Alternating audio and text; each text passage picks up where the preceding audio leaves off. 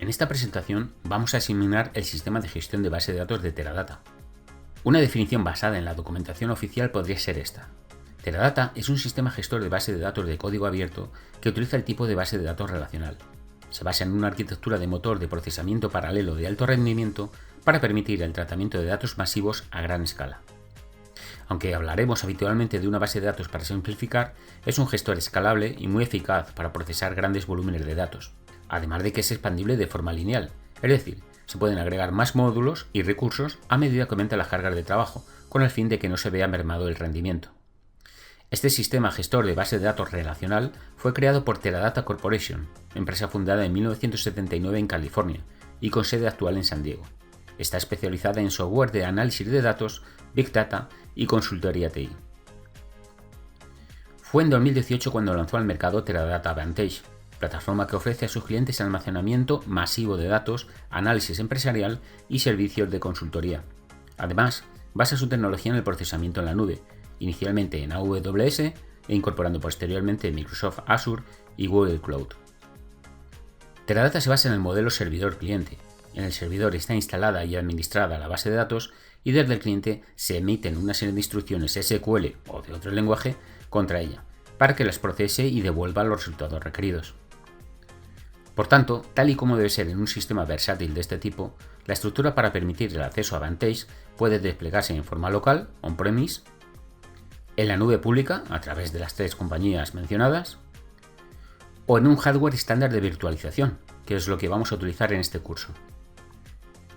Para aclarar un poco este punto, la documentación oficial de Teradata expone lo siguiente. Teradata Vantage es nuestra oferta de plataforma analítica de referencia, la cual ha evolucionado a partir de Teradata Database, un producto líder en la industria.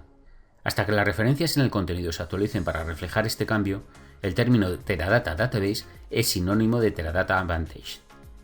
Es decir, Teradata Vantage es simplemente un gestor de base de datos, como puede serlo Microsoft SQL Server u Oracle, y sobre el cual trabajaremos a través de un editor de código SQL. En cuanto al editor de código SQL, hay varias posibilidades en este sentido, pero un IDE muy utilizado es Teradata Studio. Además de otros lenguajes como R, Python o SAS, el lenguaje principalmente utilizado es SQL.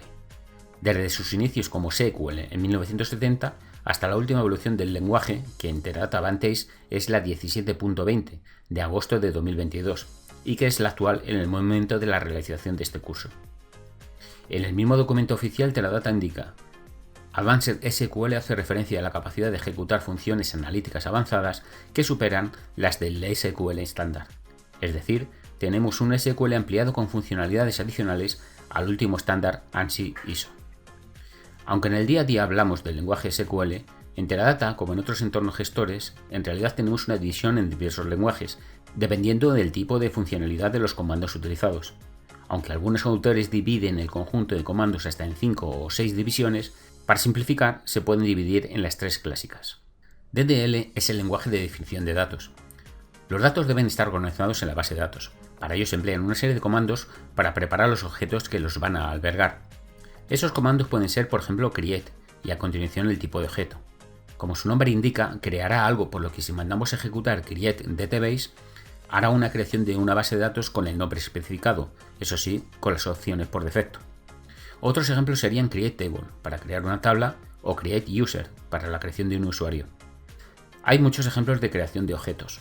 Otros comandos pertenecientes a este lenguaje podrían ser, siguiendo el mismo patrón, alter para modificar objetos, drop para eliminarlos, etc. DML es el lenguaje de manipulación de datos. Permite acceder y manipular los datos que están contenidos en las estructuras u objetos. Ejemplos pueden ser select para seleccionar o extraer los datos, insert para incorporarlos a la base de datos, update para modificarlos, delete para borrarlos, etc. En algunas clasificaciones, select se considera DQL, lenguaje de consulta de datos. DCL es el lenguaje de control de datos. Comandos de este lenguaje son los relativos a privilegios y permisos de actuación sobre la base de datos de los usuarios y de otros comandos, por ejemplo grant, revoke, etc. Todos estos lenguajes están por supuesto presentes en Teradata. En las próximas clases vamos a seguir profundizando en SQL y en Teradata Vantage y Teradata Studio, pero en la pantalla tenéis unos enlaces de referencia bastante útiles en este sentido.